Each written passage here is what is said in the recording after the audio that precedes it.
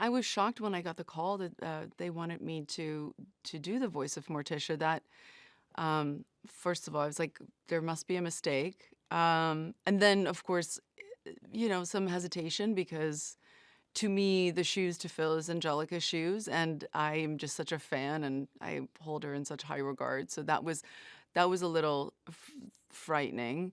But I have two small children, and let's be honest, like most of the movies that I make, they won't see until they're 52. And so this was a great opportunity to be a part of something that I can share with them and enjoy with them. And that really was what the first film was. The experience of that was it was so nice because it was a family affair. We got to watch it together, and they wanted to dress as the family for Halloween. And I've just never experienced that before. And then, you're always like, you go in trying to make the first one great and not think about where it's going to go. And the fact that we get to make another one is just really special and unexpected and a treat.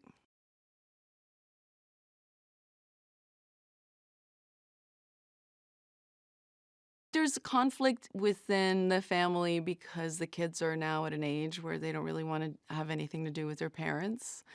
And it's driving Gomez a little crazy, and he's also just like completely saddened by it. And so therefore he forces them to get stuck in a motorhome with him, whether they want to or not. And all sorts of Addams Family kooky business ensues.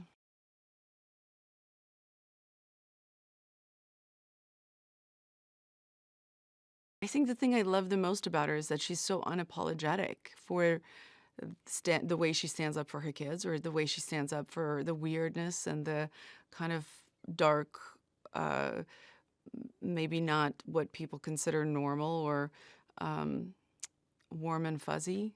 And she takes an enormous amount of pride in that, and never does she falter in that. I think that's the great thing about it. She's always encouraging her family and her kids to just be authentic and be themselves.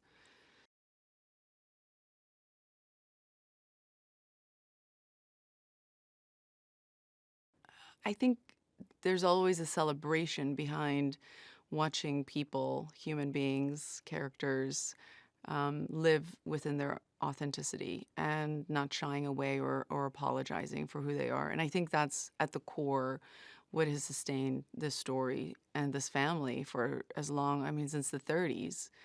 That's a huge achievement. And I think it is the foundation of that is because through generations, we've been able to watch them just never change, never kind of try to fit in with the norm out there.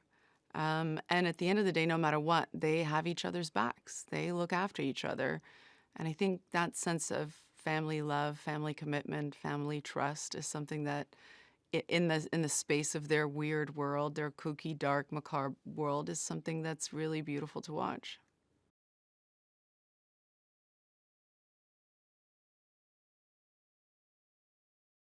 Moms and dads will enjoy it just as much as the kids. I love all the little inside jokes for the adults in this. I mean, the movie is really funny, but it's a really fun family experience to go and share. And I think, just given the year that we're coming out of right now, um, yes, I mean, I think we're dying to go see a movie, but to go see a great family movie and to share that with your kids, I think is what sets this apart. It's so exciting.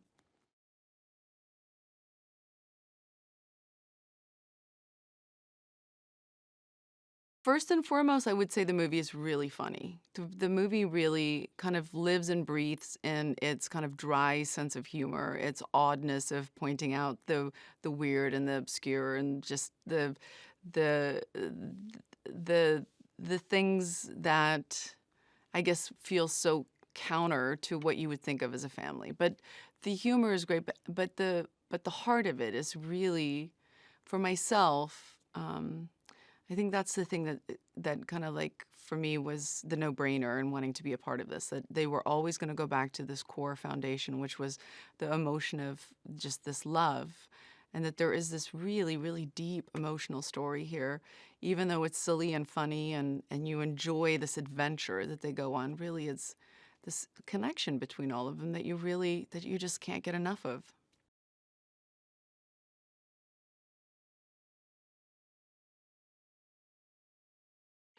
I remember when my kids saw the movie, the first movie, they just fell in love with him so much. And then from that moment on, it was done. And I remember having a moment where I was like, really? Oh my God. A little jealous for sure.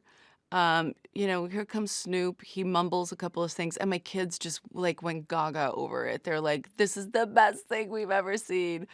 And I remember driving around town, and they'd see the posters, and he won them over big time. And I get it. Like I get it. He's just such a great character.